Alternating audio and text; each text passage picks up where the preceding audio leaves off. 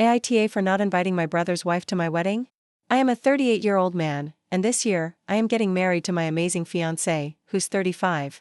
We are both beyond happy. This is truly a dream coming true. We have put in so much effort together to make our wedding day feel special, meaningful, and full of love. Everything was going smoothly until we had to finalize our guest list. That's when things got tricky, especially when it came to deciding whether or not to invite Rosie, my younger brother Andy's wife. For over 10 years now, Rosie has barely been part of our family life. Whenever we had a family dinner, holiday gathering, or even just a casual get-together, we'd always ask Andy, "Where's Rosie?" He'd usually give us some kind of excuse. It was not just once or twice, we have asked about her regularly over the years. How's she doing? How's work? How's school going? We genuinely wanted her to feel included, and we'd always tell Andy to bring her along.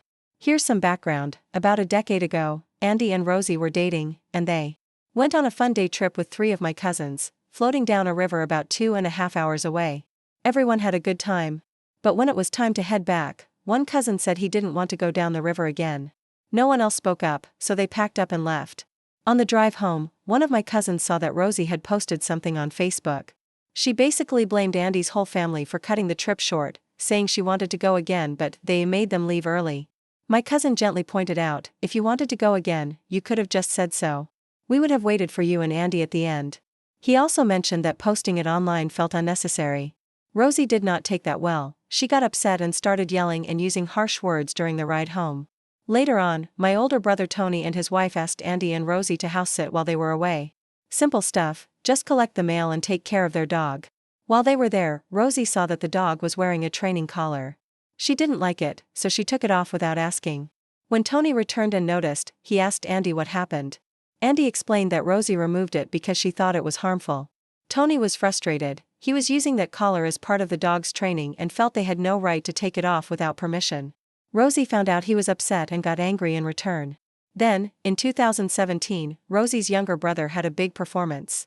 I was joking around afterward and said something like, "He didn't really do much, just stood there." I realize now I went too far. Andy later told me Rosie's family was hurt by my comment. I owned up to it right away, apologized to Andy, to her brother, and to their whole family, and I've worked hard ever since to be more thoughtful about my words. A few years later, around 2020, my parents offered Andy and Rosie a place to stay rent-free so they could save money and pay off debt before their wedding. While living there, they quietly got married, and did not tell anyone. Not even my parents. We only found out because Andy suddenly started calling Rosie his wife instead of his fiancée. My little sister noticed and asked him about it. His response?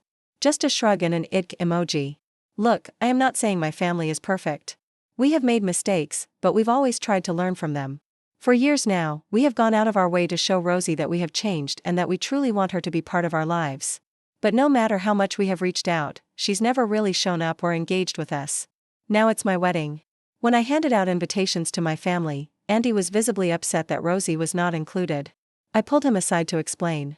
I told him that my fiancé and I barely know Rosie, we have never had a real conversation, and we have never built any kind of relationship with her. We did not feel right inviting someone we don't actually know, especially to such a personal and intimate celebration. I reminded him that we have tried over and over to include her, but she's never come around. Andy said, "I know she probably would not have come anyway, but it's about the principle. She should have been invited." I completely understand where he's coming from. If I were in his shoes, I'd probably feel hurt too. The difference is, I'd want to talk it through, ask why, and try to find a way forward together. So, am I the bad guy here for not inviting my brother's wife to my wedding?